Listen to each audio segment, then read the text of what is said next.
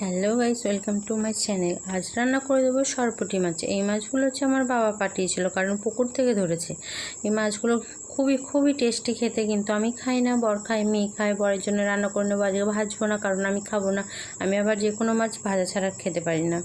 তো এই কাঁচাই রান্না করব।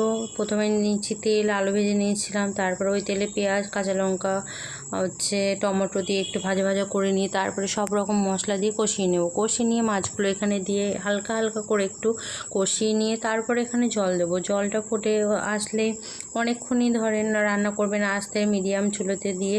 তো রান্নাটা করে নিয়েই ঢেলে নেবেন। আমার রান্নাটা হেভি টেস্টি হয়েছিল, বর বলেছিল, মেয়েও খেয়েছিল। দেখতে কেমন লাগছে বলেন তো? এভাবে রান্না করে দেখবেন, বর একদম চেটেপুটে খেয়ে নেবে।